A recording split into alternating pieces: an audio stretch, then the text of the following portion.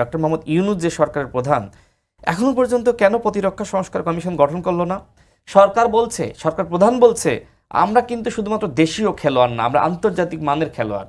এই খেলোয়াড় এখনো পর্যন্ত কেন একটি প্রতিরক্ষা সংস্কার কমিশন গঠন করার মাধ্যমে আমাদের সশস্ত্র বাহিনীকে উন্নত করার কেন উদ্যোগ গ্রহণ করলো না? সেই প্রশ্ন কি থেকে যায় না? এই যে পুরাতন ইঞ্জিন, এতগুলো মানুষ, একজন পাইলট তিনি মারা গেছেন, সেটা আলাদা কথা, একজন মানুষ, যেখানে এতগুলো নারী, এতগুলো শিশু, এতগুলো পুরুষ, এতগুলো শিক্ষক যেখানে আপনার এইভাবে দগ্ধ হলো, এইভাবে মারা গেল এই একটি এই দুর্ঘটনার কারণে। তার মানে কি বাংলাদেশের জন্য বড় একটি বিপদ। যদি এইভাবে সরকার যদি আসলে এই বিমানগুলো পরিবর্তন না করতে পারে বা আমাদের বিমান বাহিনীর তাদেরকে যদি আধুনিকায়ন না করতে পারে, তাহলে ভবিষ্যতে এই ধরনের ঘটনা সামনেও ঘটতে পারে। তার মানে এই সরকার তাহলে এক বছরে কি করলো?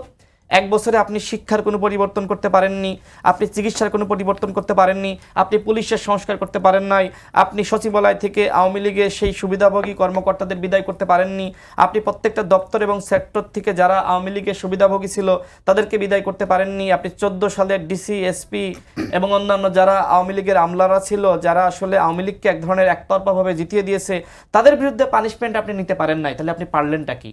সরকারের 11 মাসের বা এক বছরের জবাবদিহিতা কি আমরা চাইতে পারি? দেখেন, আমরা যখন আসলে সরকারের বিরুদ্ধে যখন আমরা সমালোচনা করি, তখন আমাদেরকে বলা হয় ডক্টর মোহাম্মদ ইউনূস যদি পদত্যাগ করে তিনি যদি আসলে ক্ষমতা ছেড়ে দেন, বিকল্পকে? তখন তো দেশে একটা হট্টগোল শুরু হয়ে যাবে। হাসিনার সময় কিন্তু একই কথা বলা হতো যে হাসিনার তো বিকল্প নাই, হাসিনা পদত্যাগ করলে এই রাষ্ট্র ধ্বংস হয়ে যাবে। ঠিক একই ধরনের বয়ান এখন তৈরি করা হচ্ছে যে ডক্টর মোহাম্মদ ইউনূসের বিরুদ্ধে কিছু বলা যাবে না। কিন্তু আমার প্রশ্ন হলো, এই 12 মাসে বা 11 মাসে ডক্টর মোহাম্মদ ইউনূসের স্বার্থ সংশ্লিষ্ট যে প্রতিষ্ঠানগুলো রয়েছে, সেই প্রতিষ্ঠানগুলো ছাড়া এবং নতুন যে প্রতিষ্ঠানগুলো তিনি আপনার লাইসেন্স নিয়েছেন, এছাড়া আসলে আর কতটুকু উন্নয়ন জনগণের জন্য তিনি করেছেন?